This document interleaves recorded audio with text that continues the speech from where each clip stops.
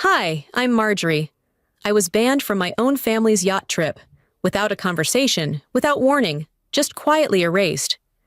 My name was taken off the guest list and replaced like I'd never existed. But the worst part? It wasn't the exclusion. It was how long I'd convinced myself it was accidental. How many times I sat at their tables thinking I belonged, only to find out I'd never even had a seat. And when the staff greeted me with, "Welcome aboard, owner," I laughed. Because it was true. But why did that truth shake them more than the lie ever did? I always start my mornings slow. A cup of coffee in my favorite ceramic mug, the one with the small crack near the handle I never bothered to replace. The kitchen window lets in just enough sun to make the granite counters gleam. My husband, Lyle, had already left for a client meeting, leaving behind a trail of aftershave and a half-eaten banana. I was scrolling through my phone, mostly out of habit, thumbing through emails and calendar alerts when I noticed a post from my niece. A boomerang, those looping video snippets, of a champagne toast, clinking glasses, a yacht in the background. The caption read, "Family getaway tradition loading. Can't wait to set sail." My thumb froze mid-scroll. The annual family yacht trip.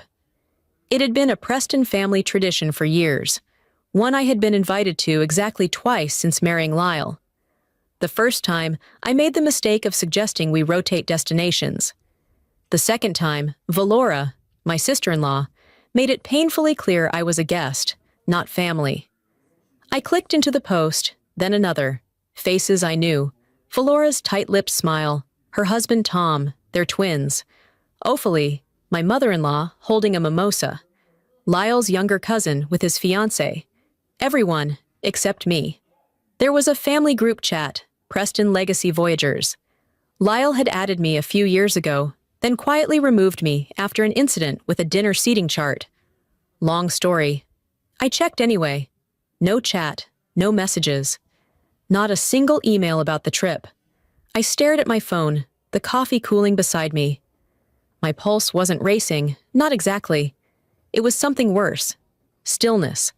A sinking confirmation that this wasn't a mistake. It was deliberate. That afternoon, while rinsing out a glass in the kitchen sink, my phone buzzed with a message. From Valora. But it wasn't meant for me. It was a screenshot of a group text. A photo of the finalized cabin assignments.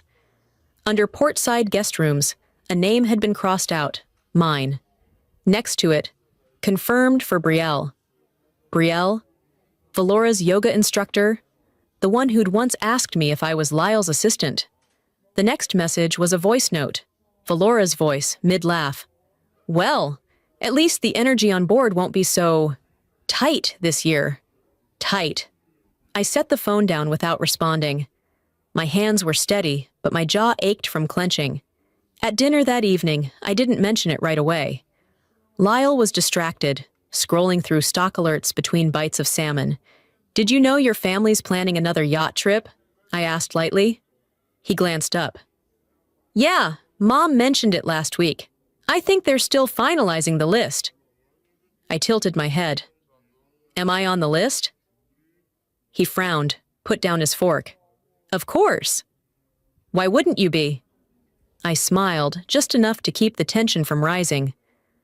"Just curious." He went back to his phone. "I'll double-check." He wouldn't. He never did. After dinner, I washed the dishes by hand, one by one.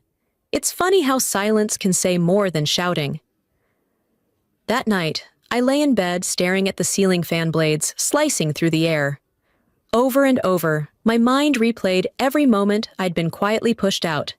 Birthdays with no invitation, brunches I found out about from Instagram stories, conversations that stopped when I entered the room. I wasn't naive. I didn't expect warmth from Valora. But this was deliberate. The worst part? No one would say it out loud. No one had to. At some point, you stop asking why they don't include you. You start asking yourself why you kept trying to belong. Before I turned off the bedside lamp, I pulled my journal from the drawer and wrote one sentence in steady ink. Watch. Don't react. Yet. The next morning, I woke up to a text from Valora. It was one of those messages that sounded polite if you didn't read between the lines, and cut like a blade if you did. Hey Marjorie, just realizing we may have missed reserving a spot for you on the yacht. Totally my oversight. The trip filled up quicker than expected this year. So sorry. Hope we can catch up after. There it was. Her signature blend of sweet poison. Short, chirpy, coded in emojis and passive apologies. No room for conversation, no offer to fix it. Just a casual admission that I had been erased, dressed up as a logistical slip-up. I didn't respond. I couldn't trust my fingers not to betray the composure I was clinging to. I reread the message, then closed my phone and got dressed. My plan had been to go to the farmer's market that morning. Instead, I sat at the kitchen counter, still in jeans and a sweater, drinking coffee that had long gone cold. Mid-morning, an email popped into my inbox from the charter company. Cancellation confirmation. Cabin release successfully processed. I blinked. Opened it.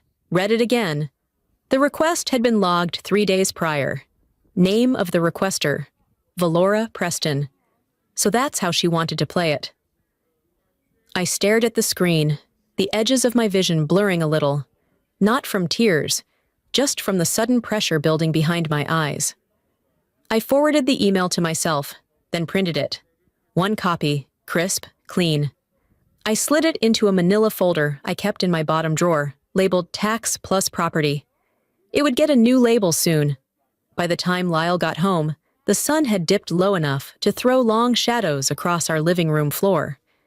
He kicked off his shoes and dropped his keys into the ceramic dish by the door, like it was any other Thursday. I waited until he grabbed a beer from the fridge before speaking. Valora texted me. He took a sip, leaned against the counter. Oh yeah? What about? The yacht trip. She says she forgot to reserve me a spot. He frowned, clearly caught off guard, but not exactly shocked. Really? That seems odd. She called it a miscommunication. Huh. He took another drink. Maybe it was just that. You know how chaotic those things get. Everyone's trying to coordinate. It wasn't a miscommunication, I said calmly. I got a cancellation email. It was submitted by her 3 days ago. He didn't look at me right away, just swirled the bottle in his hand like it might show him a smarter response. I mean, maybe she thought plans had changed, or that we weren't coming. We? He exhaled. I'm just saying, let's not assume the worst. She replaced my name with someone else's, Lyle. That's not an assumption, it's a receipt. He stayed quiet. And in that quiet, I heard everything I needed to. Later that evening, after he retreated to the den to zone out to ESPN, I sat at the dining room table and opened my laptop. I didn't look up old texts or memories. I didn't scroll through past photo albums, hoping to see myself smiling in some long-forgotten group shot. Instead, I opened a new note and titled it, Things She's Done That I Let Slide. The list flowed faster than I expected. Forgot to include me in Rachel's bridal shower email chain. Sent the group Christmas itinerary without my name, twice. Accidentally, tagged the wrong Marjorie in a family Facebook post and left it up for days. Scheduled brunch the day after telling me they were taking a break from gatherings. By the time I finished, my jaw ached again. Not from anger this time, but from clarity. Right before I was about to shut my laptop, another message came through. Not from Valora. From her assistant, it seemed. Someone I didn't know personally, but who had once emailed me about catering options. Attached was a screenshot. Another group message thread, most likely meant for a different recipient. Valora. Don't worry, she's not coming. I handled it. She handled it. I don't know how long I stared at those 4 words, but when I blinked, the room was darker. The clock read past 10, and Lyle was still in the den, pretending none of this existed. I stood up, crossed the kitchen, and reached for the manila folder. I added the email and the screenshot printout, then closed it with care. This wasn't about a cabin. It never was. I sat on the edge of my bed, folder in my lap, staring at the word cancellation, printed in sharp, emotionless font across the top of the yacht company's email. I had read it so many times that the ink felt etched into my eyes. But the truth wasn't in the email. It was in everything that came before it. The yacht wasn't just a boat, not to me. It was the first thing I ever bought that no one handed to me, no one helped me with. It was mine, born from 5 years of late nights, skipped vacations, rejections from investors who said things like, "You've got a great smile, but we're going with someone more aggressive." They meant male. They just didn't say it. Back then, I ran deliveries myself when drivers quit last minute. I walked into meetings in heels with no cushion, wearing secondhand blazers that I had steamed in gas station bathrooms. And through it all, I kept telling myself, you don't need their validation. Just build the thing, make it real. When the company finally turned a profit, and not a little one, but the kind that makes the same investors crawl back with sheepish grins, I didn't buy a designer bag or a car. I bought that yacht. Quietly, without fanfare. I still remember signing the check. My hand didn't even shake. There was a strange calm, like I had finally stepped into a version of myself I'd been trying to prove existed. And yet, legally, I had put Lyle's name on the ownership papers too. It makes tax stuff cleaner, our accountant had said. Better for trusts, easier down the road. Down the road indeed, because within months, the yacht became part of the family lore. But not my part of the family. No, it was Lyle's yacht. The Preston family's sea legacy. Valora's exact words at one of the last family brunches I was still invited to. I remember how she lifted her glass and said, "It's so meaningful to have traditions tied to something we own as a family. It makes our legacy feel tangible." She turned to me briefly, eyes tight. "And how wonderful that Marjorie supports it." Supports it. Like I was some event planner, not the reason it existed. That memory alone might have been forgettable if it weren't part of a pattern. Valora had always taken credit for ideas I planted in passing conversation. Recipes that ended up in her blog, design tips she later claimed were from a friend, even charity events I coordinated, but she emceed like the queen of altruism. Each time, I told myself it wasn't worth making a fuss. "Pick your battles," I used to say, but when someone steals your voice long enough, you stop recognizing your own. A few days ago, a memory popped up on my phone, an old clip from a lifestyle podcast Valora did. She sat on a white lounger, hair curled to perfection, sunglasses resting on her head. "The yacht is more than a place," she said, smiling at the host. "It's where my family connects. It represents our continuity, our name, our story." Our. It hit me harder than I expected. This wasn't about me being excluded from a trip. It was about being written out of something I built. They weren't just keeping me off the boat. They were cutting me from the narrative altogether. And I had helped them do it. By not correcting people. By letting Lyle speak for us. By staying quiet when Ophelie said things like, "So nice of you to come along this year." By nodding when Valora handed out roles and titles, like she was distributing parts in a high school play, always keeping me in the background. I got up from the bed, opened the bottom drawer of my dresser, and pulled out every document I'd tucked away over the years. Ownership papers, bank wires, the original yacht catalog I had marked up with notes. Laid out across the bed, it looked like evidence in a trial I hadn't planned to prosecute. Until now. There was no outburst, no tears, just a low, simmering resolve that started somewhere near my collarbone and pulsed downward like a steel thread tightening inside me. "You tried to disappear me," I whispered, running a finger over the inked signature that proved otherwise. "Now watch. They streamed the dinner live. I didn't even have to search for it. Valora's profile was already flagged in my notifications, a leftover setting from when I once tried to be part of the family digital life. It popped up while I was folding laundry, the audio playing before I even realized what it was. Laughter echoed in the background, glasses clinking. A long table covered in gold-rimmed plates and eucalyptus runners stretched across a candlelit room. The caption read, "Pre-yacht family dinner, so grateful for legacy and love. I stood there, holding one of Lyle's button-downs like it had betrayed me. There they were, all of them. Ophelia beaming from the head of the table, Valora in her usual center of attention seat, her husband and the twins, a few cousins I hadn't seen in years, and Lyle's aunt, who always claimed she didn't like boats. Apparently, she'd changed her mind. No one had mentioned this dinner to me. Not a text, not a call. It wasn't just an oversight, it was orchestration. Then Valora stood to make a toast. Her tone was soft, practiced. "When we gather like this," she began, "I'm reminded of what makes our family unique. It's not just tradition, it's the people who carry that tradition with intention." Heads nodded. Cameras panned. She continued, eyes glossy with what might have passed for sentiment if you didn't know how rehearsed it always was. "We only bring those who understand what this legacy truly means, those who add to it, not subtract." That line, that carefully delivered little knife.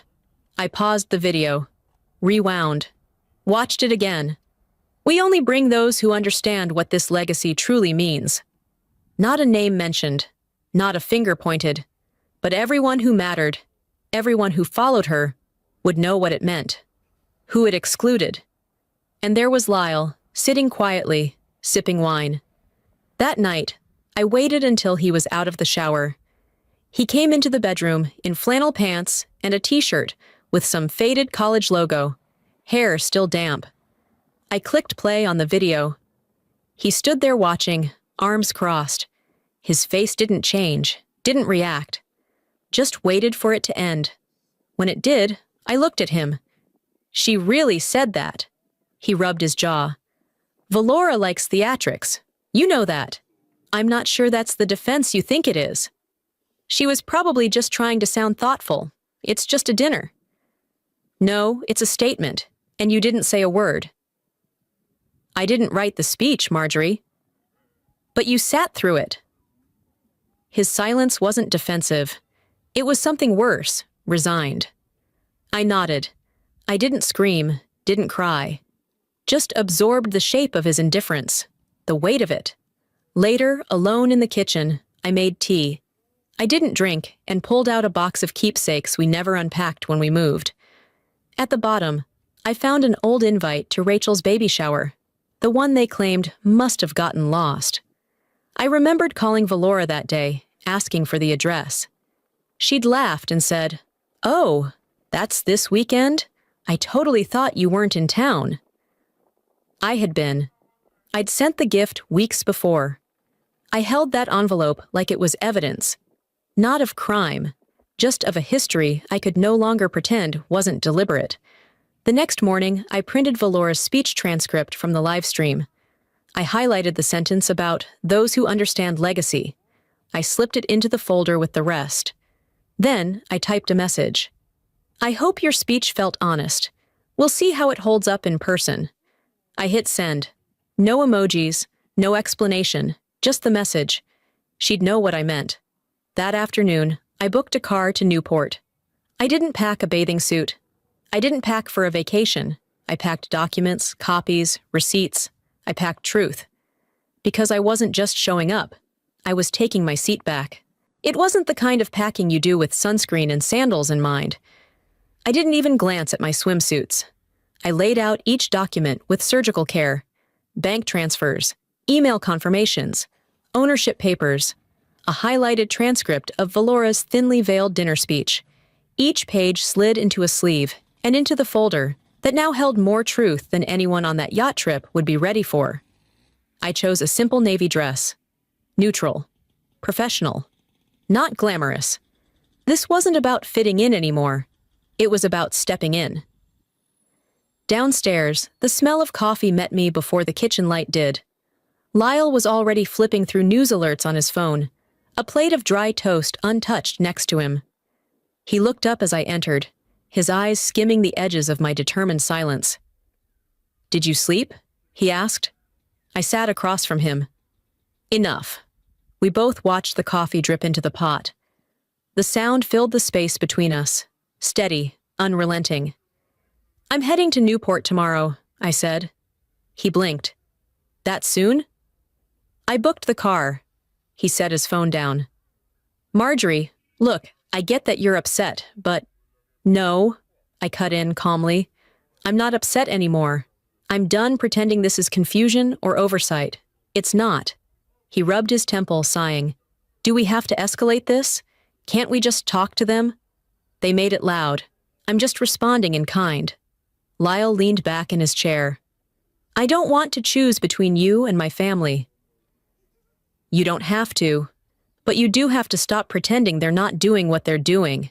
His mouth opened, then shut again, and that was answer enough. I stood, poured myself a cup, and left his apology unfinished. By late afternoon, I found myself at the dining table again, flipping through years' worth of moments I'd ignored. The baby shower with no invite, the group photo at Ophelia's birthday, where I was cropped at the shoulder, the Thanksgiving dinner, where I was assigned a seat at the overflow table, while Valora's hairdresser sat up front. It had always been obvious, I just hadn't wanted to believe it. That's the thing about subtle exclusion. It teaches you to gaslight yourself before anyone else has to. As the sun started slipping behind the rooftops, my phone buzzed with a text from Jen, a mutual friend from Lyle's side. Hey, thought you should see this. Attached, a screenshot of the yacht's pre-boarding guest manifest. 10 names listed. Mine wasn't among them. I stared at the screen. The heading read, Confirmed Cabin Assignments. Valora had not only ensured my removal, she'd done it officially, professionally. She wasn't just hoping I'd skip the trip. She was betting on it. I replied to Jen with a simple, thanks. Then I opened the family group chat, the one I hadn't spoken in for months, and typed, I'll see you in Newport. I trust there will be room. Sent. Read. No replies. None were needed. After dinner, I called Ronald's office. His assistant answered on the second ring. This is Marjorie Wells. Could you confirm our joint ownership status on the yacht? A brief hold, then, yes, ma'am. You are listed as co-owner with full equal rights. Great. Could you email me a clean PDF copy of that contract? Absolutely. Print one too. I'll pick it up in the morning. With that, I zipped my suitcase shut. Inside, it wasn't clothing. It was years of silence, folded neatly and ready to be unpacked. On my terms, the sun hadn't fully climbed out of the horizon when I stepped out of the car. There was still that thin marine haze hanging above the marina, softening the glint of steel rails and ivory hulls lined up like polished teeth. Newport smelled like money that didn't need to introduce itself. I wore a simple black dress, structured, with a high neckline, and a light tan coat that moved with the breeze. No jewelry beyond my wedding band, no statement heels. I wasn't dressing for them. I was dressing for a moment I had been preparing for silently, methodically, without once speaking its name aloud. My suitcase clicked softly across the dock as I pulled it behind me. The wheels didn't wobble. That mattered more than I expected. Then I saw her. Valora stood at the far end, near the boarding gate. Her posture was perfect, hair pinned just so, smile frozen mid-conversation with a guest I vaguely recognized from someone's second wedding. She looked up, and she saw me. For a breathless second, her face stopped moving entirely. Eyes narrowed, hand mid-air, with a champagne flute. If there was ever a moment where sound seemed to die around someone, this was it. Ophelia turned too. She said something, I couldn't hear what, but her expression didn't carry shock. Just mild inconvenience. Lyle was there. Of course he was. Not by my side, but at the perimeter of their circle. He didn't wave. He didn't move. I didn't slow. As I approached, the group around Valora began to pivot their bodies away. Not with aggression, just enough to form an unspoken barrier, as if social choreography could erase reality. I stopped just before them, said nothing, offered no smile, only a single, sharp nod, and walked past. Their silence was my music. The staff at the yacht didn't flinch. A tall woman in a navy blazer stepped aside, giving a subtle bow of acknowledgement as I rolled my suitcase up the ramp. My heels tapped once, twice on the teak before settling into the rhythm of the deck. I paused at the edge of the railing, staring out over the open sea. The water glimmered, calm, indifferent, patient. This was the kind of silence I liked, the kind that didn't demand anything from me. Then came the voice. "Welcome aboard, Miss Marjorie," the lead crew member announced, clear and loud enough to carry across the dock. "The owner is now aboard." It wasn't just a greeting, it was a declaration. Behind me, I didn't have to turn to know what Valora's face looked like. That mix of disbelief and rage, that forced composure cracking just enough to reveal the tremor underneath. I'd seen it before, in small doses, but now it played out in full view of her curated audience. The crew member's voice dropped to a respectful tone, just for me. "We've been waiting for your clearance before departure." I met her eyes. "Proceed." She nodded, then walked toward the captain's station. I moved through the lounge, past the floral centerpieces that screamed Valora, past the strategically arranged place settings meant to announce a hierarchy. I didn't sit. I didn't acknowledge. I just kept walking, through the main salon, down the portside hallway, and out onto the aft deck. There, alone, I finally exhaled. The marina began to drift away as the engines hummed to life. Land pulled back, slowly at first, like a reluctant child being told it's time to go home. I set my suitcase down and gripped the railing. Not tight, just firm. Not to hold on, but to let go. I wasn't a guest. I wasn't an afterthought. I was the gatekeeper now. I stayed seated in the lounge longer than necessary. Not because I was tired. God knows adrenaline alone could have carried me through the week. But because it was useful to watch people try to recover from a loss they didn't see coming. Valora hadn't said a word to me since we left the dock. She'd made eye contact exactly once, when I crossed the main deck, and even then, it was more instinct than choice. She hadn't prepared for this version of me, the one who didn't flinch or wait for an invitation. She was pacing now, not frantically, but just enough to betray nerves. She'd stop mid-step, adjust a floral centerpiece, or realign a place card as if those gestures might restore control. Her husband Tom made a few attempts at small talk with nearby guests, but their laughter came too fast, too loud, manufactured. I sipped lemon water, legs crossed, posture relaxed. Callista sat beside me, thumbing casually through her phone, though I knew her journalist's ears were tuned to every sound in the room. "I give it 10 minutes before she tries to hijack the narrative," she whispered. I didn't respond. Didn't need to. Right on cue, Valora stepped onto the upper deck, phone in hand. From my seat, I could see her angle the camera just right, catching the best light, the yacht's sleek silhouette behind her.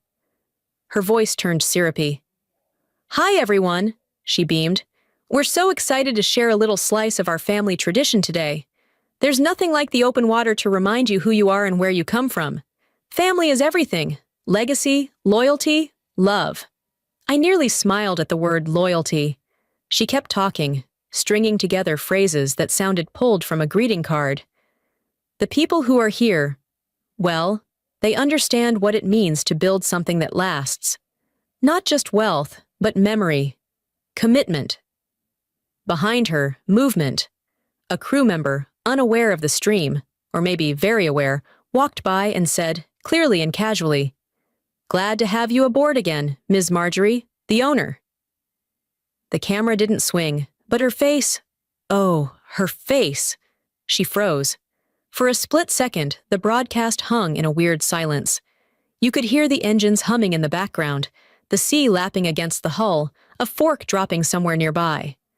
Then she tried to recover, lips twitching into a smile, but it was too late. Callista leaned toward me, eyes gleaming. "That's going viral in 3, 2. And sure enough, comments started pouring in under the live stream. "Wait, she's the owner? Damn, that shift." "Tell us more, Miss Marjorie." Valora tapped her screen a few times, clearly trying to kill the feed. But the damage had landed. It wasn't just an awkward moment. It was public revelation. Her image-first performance had backfired on a live audience. She stormed off the deck. 10 minutes later, she found me near the port hallway. "You planned that," she hissed. I met her gaze, unbothered. "Planned what? A man doing his job?" "Don't play dumb, Marjorie." I set down my glass. "I didn't tell him to say it. I just let you speak your truth and watched it fall apart." "You don't belong here." I stood slowly. "That's the thing, Valora. I don't need to belong. I bought my place." She blinked like I'd slapped her. Then she turned and walked away. I returned to my cabin in silence, sat on the edge of the bed, opened the folder, ran my fingers over the transcripts, contracts, bank receipts. I wasn't angry anymore. I was ready. The dining salon glowed with soft, curated light, candle flames flickering against glass, gold flatware glinting beside folded linen napkins. Dessert had just been served, vanilla bean panna cotta with a dusting of citrus zest. No doubt Valora's doing. I hadn't touched mine. For the entire evening, I said nothing. I let them laugh. Let them perform. Let Valora run her scripted show, smiling like the live stream hadn't betrayed her 3 hours prior. When she stood to give a closing toast, her voice was polished, her cadence measured. "I just want to thank everyone for being here," she began, her gaze sweeping the table with performative warmth. "It's not just about luxury, it's about legacy. The people who keep our family story alive, who uphold its integrity, who understand the value of what we've built together. That's what makes this tradition so meaningful." She didn't look at me. Not once. But the subtext screamed in bold. I waited for the murmurs to settle, the wine glasses to lower. Then, without raising my voice or changing my tone, I stood. "I'd like to contribute something to this conversation about legacy," I said. Valora froze with her glass midair. I reached down into my leather folder, pulled out a printed transcript on company letterhead, and laid it flat in the center of the table. Silence. Several people leaned in. Lyle didn't. He just stared at me like he'd forgotten how to breathe. "It's from a Zoom call, dated last month," I said, my voice steady. "Between Valora and the Preston legal consultant." My finger tapped a highlighted sentence near the bottom of the page. "She's not blood," I read aloud. "She shouldn't own a family asset." Nobody moved. Valora's face drained of color. "And yet," I continued, sliding a second sheet onto the table, "this is the purchase agreement for the yacht. Initial down payment made by Marjorie Wells. Sole investor. Legal co-owner. Listed first." Lyle opened his mouth, closed it again. "I'm not bringing this up for drama," I said. "I'm bringing it up because I'm tired of being spoken about in closed rooms as if I'm not standing in the next one." Ophelie cleared her throat like she might interrupt. But I wasn't done. For years, I've let things slide. Snubbed invitations, comments said just out of earshot, credit shifted and conveniently forgotten. But let me be clear. This isn't about being included anymore. It's about being visible. Lyle's voice broke the silence. "I didn't know she was doing this," he said, eyes wide. "Valora, why?" Valora opened her mouth, but only a stammer came out. I was protecting the family. I didn't think—" "You thought I'd stay quiet," I said softly. "And you were almost right." A cousin coughed into her napkin. Someone else pushed back a chair. The atmosphere, so carefully manicured, began to splinter. Ophelie made a clumsy attempt to redirect. "Perhaps we could table this for another time." "No," said a voice from the far end of the table. It was Harold, a family friend I hadn't spoken to in months. "I think we've all been told a different version of things." Others nodded, murmured agreements under their breath. Not outrage, not defense, just realization. I looked at Valora again. "You can keep building your version of the story, but not on top of my name." She sat down, hard. I gathered the documents and returned them to the folder. With care, not haste. Before walking out, I paused. "If you want to know the truth," I said, "don't ask the loudest voice in the room. Ask the one who has the receipts. The only sound left that night was the soft pulse of ocean water brushing the hull. No clinking glasses, no music, just hushed voices behind partially closed doors, the occasional click of a cabin latch, and the kind of silence that fills a space after something irreversible has been said. I walked the outer deck barefoot, holding my shoes in one hand, feeling the cool teak underfoot. The salt air stung a little more tonight, as if it too had picked up on the unraveling tension. There were no long stares, no dramatic gestures, just avoidance. Small groups had scattered after dinner, splintering in their alliances like a house with no foundation. Even Valora had vanished without a word. As I passed the lower deck cabins, I heard her voice. Not loud, not theatrical, just low, like a fuse burning quietly. She took it. It was always meant to be mine. The words floated through the sliver of an open door, thin enough to ignore, but sharp enough to pierce. I didn't stop walking. I didn't knock. I didn't need to. She hadn't said she was sorry, only that she had been caught. Later, back in our cabin, Lyle stood by the small built-in dresser, folding a shirt he hadn't worn. Something about that made me angrier than I expected. I sat on the edge of the bed and waited. He didn't speak right away. "I think I always knew," he finally said, voice thick. "Not the extent of it, but I saw things." He didn't look at me. I should have said something. Every time she made a dig, every time she left you out. But I thought, if I kept the peace long enough, it'd work itself out. I didn't interrupt. I let her write the script because I didn't want to be the one who ruined the show. I nodded. It wasn't forgiveness, but it was acknowledgement. That was more than I'd ever had from him before. "You still let it play out this long," I said. "I know." I walked past him, pulled the sheets down, and slid into bed. I didn't invite more conversation. He didn't push for it. Sometimes the sharpest sentences are the ones left unsaid. In the morning, before the rest of the yacht stirred, I sat alone in the lounge with a cup of black coffee and a notebook.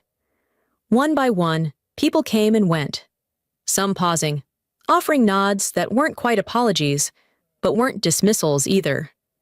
Valora didn't come down, but others did. Lyle's cousin Maddie, always too polite to pick sides, lingered near the breakfast bar. "I should have spoken up a long time ago," she said, not quite making eye contact. Lyle's aunt, who once told me I was too serious, brought me an extra spoon for the sugar and said nothing. Just placed it gently beside me and walked away. Ron, Tom's older brother, muttered as he passed, "I saw it coming. Didn't think it'd crack like this." Each of these tiny acknowledgments formed something sturdier than the fake smiles I'd endured for years. Back in the cabin that night, I lay awake staring at the ceiling. It wasn't Valora I thought about. It was me. Not the version of me who had just claimed her place, but the one who, for years, bent herself into smaller and smaller corners, trying to be palatable, acceptable, agreeable. That version had tried too hard, swallowed too much, nodded too often. I mourned her. Not because she was weak, but because she was exhausted, and no one noticed. It wasn't grief, not quite. More like resignation. Like watching a tide pull out and realizing you never needed to chase it to begin with. And then, around 3 a.m., I got out of bed and opened the folder. Not to read, just to see it, to remind myself I wasn't imagining any of this, that I had proof. And now, peace. The next morning arrived wrapped in fog, both on the water and in everyone's faces. Breakfast was served like nothing had happened. Eggs soft scrambled, toast still warm, fresh fruit fanned out on ceramic platters. But the silence said everything. No idle chatter about the view, no cheerful commentary on the day's itinerary. Just quiet. They didn't avoid me now. They didn't rush to include me either. They observed cautiously, as though something sacred had been unmasked, and no one quite knew how to honor it. I sat at the end of the table, hands around my mug, not triumphant, just present. And that alone had shifted the atmosphere. My phone buzzed around mid-morning. I stepped out to the lower deck to take the call. The voice on the other end was steady and unmistakably careful. "Marjorie, it's Ronald." His tone held the kind of weight lawyers reserved for when they were about to confirm something you'd always known, but no one had ever dared say aloud. "I want to apologize," he said, "for even entertaining the paperwork Valora attempted to draft. I knew it wouldn't hold, but I should have shut it down sooner." I let the silence speak for me. "You were always the rightful owner," he continued, "on paper and in spirit." He didn't say more. He didn't need to. I thanked him and hung up. The waves rocked gently below me, like the boat itself was nodding in agreement. Upstairs, I found Callista in the lounge, her laptop open, fingers dancing across keys. She didn't look up. "I posted it," she said. "I didn't ask what." She turned the screen toward me. There it was, an essay, polished, articulate, piercing. The woman they tried to erase, a lesson in silence, ownership, and standing your ground. My name was in the byline. "Did you want me to take it down?" she asked sincerely. "No," I said. It had already racked up shares. Comments flooded in, most from strangers, many from women who recognized a version of themselves in my story. "This isn't revenge," I said. Callista smiled. "No, it's record-keeping." Later that afternoon, I stepped out to the stern. Lyle stood there, hands in his pockets, eyes scanning the horizon like he was hoping it might tell him something he didn't already know. He turned when he heard me. "I've been thinking," he said, voice even, "about what I said, or didn't say, for a long time." I said nothing, waiting. "I didn't protect you, not the way I should have, not when it counted." His voice cracked slightly, but he didn't waver. "If you'll let me, I want to make it right. I spoke to Ronald. We can restructure the ownership, make it solely yours. You've earned it 100 times over." I looked at him, long and steady. "This was never about a title," I said. "It was about being seen, fully, finally." He nodded. He didn't press further. And that, more than any offer of ownership, meant something. That evening, I found myself alone again on the deck. The wind was softer now, less defiant. The sky had cracked open just enough to let light spill in golden streaks across the sea. I closed my eyes. Let it settle, let it be enough. I wasn't defending my place anymore. I was occupying it. The deck was empty, and for once, it didn't feel like exile. The sun hovered low, bleeding streaks of amber into the Pacific, shadows stretching long across the polished wood. I stood barefoot again, coffee forgotten on the railing beside me, arms resting loosely at my sides. There was no rush to move, no agenda, no audience. The ship, like the family aboard it, had finally quieted. When the drama clears, what's left behind is just space. Valora hadn't said a word since the documents landed on the table. Not even her usual flurry of half-truths and tight smiles. She'd eaten alone last night in the lower salon, the staff politely offering her another glass of wine while no one else joined. This morning, I saw her seated inside behind the wide window pane, still as marble, hands folded, eyes unfocused. She caught my gaze. I didn't flinch. I just turned away. It was a strange kind of power, not lashing out, not retaliating, but simply not giving her any more of my energy. Later, just before dinner, Ophelia approached me. She'd always carried herself with an air of quiet command, the matriarch in pearls who knew when to speak, and more importantly, when not to. This time she looked smaller. Not physically, but something about her posture had changed, less rigid, almost hesitant. "I didn't see it before," she said without preamble. "Now I do." I waited. That was all she offered. No apology, just recognition. It was enough. I didn't reply, just nodded once, slow and steady. Some things don't require elaboration. Some wounds close without sound.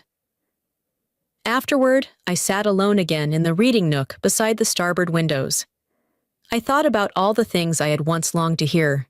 You were right. We should have included you. We're sorry. But the truth is, I didn't need them anymore. The hole I'd tried to fill with their approval no longer gaped. It had closed itself while I wasn't looking, stitched together by something I didn't know I had in me until I was forced to stand. That night, after the last of the wine had been poured and laughter had returned in fractured tones, I returned to our cabin. Lyle was already there, a small cup of tea in hand. He didn't say anything grand, didn't kneel or plead or try to make it all disappear. He simply handed me the cup and sat beside me on the edge of the bed. After a long pause, he said, "Thank you for staying. You could have walked." I looked at him, really looked, and for the first time, I saw someone trying, not just to be right, but to be real. I didn't say, "I forgive you." That would have been premature. I just let my hand rest lightly on his, and that was enough. The ship began its slow turn back toward shore in the early hours of morning. I walked out onto the top deck once more, this time with no need to perform, no need to prove. The water below stretched endlessly, soft and silver, a mirror to the stillness inside me. I caught my reflection in the glass door as I turned back inside. Not tentative, not waiting, just me. The house welcomed me like it had been holding its breath. Nothing had changed. Same creaky spot near the pantry, same stack of unread magazines by the couch, but everything felt different. I set the suitcase down in the front hallway and let the silence settle. No alerts, no missed calls, no new texts from Valora. For the first time in years, I didn't check for one. I unpacked slowly over the next few days. Not just clothes, but everything I'd carried back from that yacht. Documents, hard truths, a spine that had grown itself back without asking permission. By Wednesday, I was organizing the drawer in the hallway credenza when I found it. A small folded note wedged between an old envelope and a forgotten grocery list. My father's handwriting was unmistakable, blocky, neat, purposeful. Don't fight for a seat. Build your own table. I had no memory of when he gave it to me. Maybe it was tucked inside a birthday card or handed off after some forgettable family dinner where I'd felt invisible and he had noticed. I sat with the paper for a long while. The next morning, my phone rang. The name surprised me. Maya, Valora's niece, 23, whip-smart, just out of grad school, always the quiet one in the corner who watched everything and said nothing. "I hope I'm not crossing a line," she said, "but I've been thinking about the trip, about you." I waited. "You're the only one in the family who built something yourself. Not inherited, not married into. You made it." I didn't speak. "I'm applying for this business mentorship program, and I wondered, could you look over my application?" My answer was simple. Yes. Legacy, I realized, starts quietly. A week later, I hosted Sunday brunch. Nothing formal, just eggs, toast, fresh strawberries, and people who had earned the right to sit at my table. Lyle made the coffee. Callista brought lemon bars. Ronald showed up with his wife, and I gave them the sunniest seat by the window. I didn't try to fill the house. I didn't extend an invite to everyone with the last name Preston. Just the ones who knew how to sit at a table and really talk. Not everyone needs to come, I told Lyle as he poured the coffee. Just the ones who belong by spirit, not blood. He nodded and kissed my temple. I had traded legacy for truth, and it fit better. Later that afternoon, as I was rearranging the dining room bookshelves, I found myself thinking about what Valora might have said if she had ever apologized. Maybe she would have blamed pressure or tradition or that false narrative of protecting the family name. And I'd have said, only to myself, never to her, "I forgive you, but I don't need you to say it, because some peace isn't shared. It's claimed."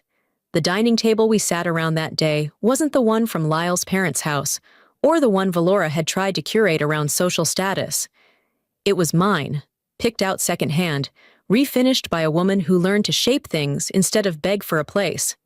There was no toast that day, no speech, just conversation. Real, unscripted, full of pauses and tangents and laughter that didn't need a camera. I looked around that room, at the people who showed up not because they had to, but because they wanted to. And I smiled.